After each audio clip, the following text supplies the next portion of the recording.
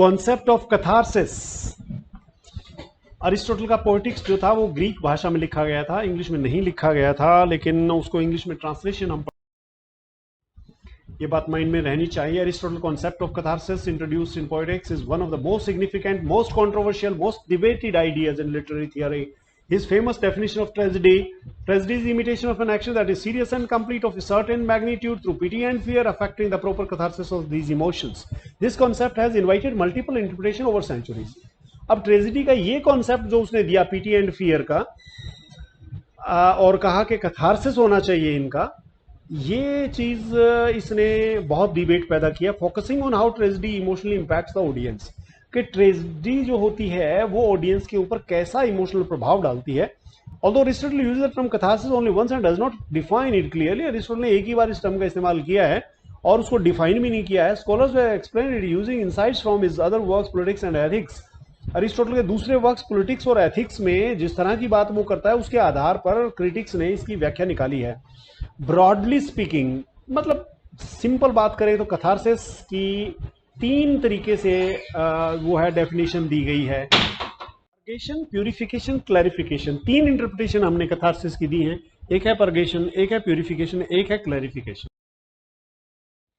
पर्गेशन theory क्या है? Views catharsis in medical terms. Purgation का मतलब जैसे मेडिकल में दवाई से इलाज होता है वो वाली बात है. Just as medicine purges the body of harmful substances, tragedy purges the mind of excessive emotion like pity, fear, anger, arrogance. हर आदमी में पिटी, फियर, एंगर, एरोगेंस होता है, हर किसी में होता है. देखिए, फियर बहुत ज्यादा बढ़ जाए तो आदमी डिप्रेशन का शिकार हो जाता है. पिटी बहुत ज्यादा बढ़ जाए तो उससे भी प्रॉब्लम हो सकता है. एंगर बहुत बढ़ने से तो हो ही जाता है. एरोगेंस बहुत बढ़ने से भी प्रॉब्लम हो जाती है. ये चीजें बैलेंस रहे तो ठीक होता है. तो इसलिए मूवी देखते रहना चाहिए और प्ले भी देखते रहना चाहिए आदमी को, तो पर्ज होते रहते हैं ये emotions. Watching a tragedy helps the audience release their inner emotional tensions and find relief. Play देखने से या मूवी देखने से आदमी का इमोशनल टेंशन जो है वो रिलीज हो जाता है और catharsis offer psychological healing. Psychologically आदमी एक बार बैलेंस हो जाता है. प्यूरिफिकेशन थियरी की बात करें तो sees catharsis as a moral emotional discipline. According to this theory, tragedy does not eliminate emotions but refines and regulates them. Tragedy होती है ना, जो वो आदमी को अकल देती है, वो रिफाइन करती है, रेगुलेट करती है इमोशंस को, और वो उनको प्यूरिफाई नहीं करती है. ये कहती है वो उनको पर्ज नहीं करती है, प्यूरिफाई करती है. इमोशन, पिटी और fear aligned with the right objects and occasions. Purification marks the audience emotionally mature and ethically aware. Purification theory ये कहती है कि आदमी को अवेयर करके आदमी को बैलेंस करती है कैथारसिस. थर्ड और perhaps most intellectually satisfying is clarification theory. वो clarification theory interpretation suggests that catharsis refers not to an emotional process in the audience but to their understanding. Clarification theory कहती है कि ये जो पहले दो चीजें हमने प्यूरिफिकेशन और वो डिस्कस किया वो नहीं है. ये कहता है कैथारसिस जो है emotional process in the audience नहीं है बट टू देयर अंडरस्टैंडिंग. ये है कि ऑडियंस समझता कैसे है उसको.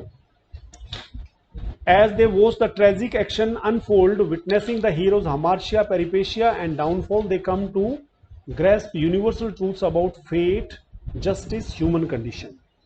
हमार्शिया, पेरिपेशिया की बात करते हैं हम, डाउनफॉल की बात करते हैं, universal truth, fate, chance, fate, justice और ह्यूमन कंडीशन जो है उन सब चीजों की बात करते हैं. Tragic action unfolds.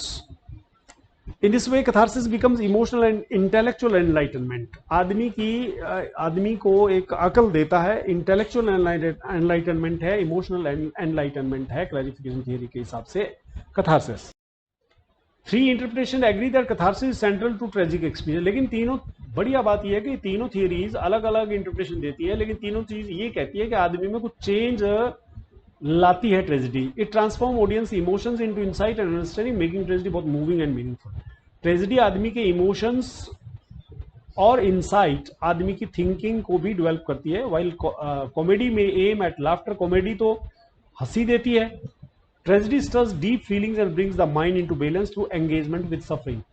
Tragedy suffering के थ्रू आदमी की माइंड को बैलेंस करती है. तो अरिस्टोटल का आइडिया जो कैथारसिस का is not just about emotional discharge but about intellectual and moral clarity का आइडिया है. Tragedy offers not despair but a higher kind of pleasure, the pleasure of insight. This unique emotional and philosophical outcome distinguishes tragedy from all other forms of literature. Literature की बाकी सभी form से अलग है ये, और literature सबसे different है. ट्रेजेडी जो है वो डेस्पेयर ऑफर नहीं करता है बल्कि प्लेजर ऑफर करता है. ये क्विक रिकैप है. If you like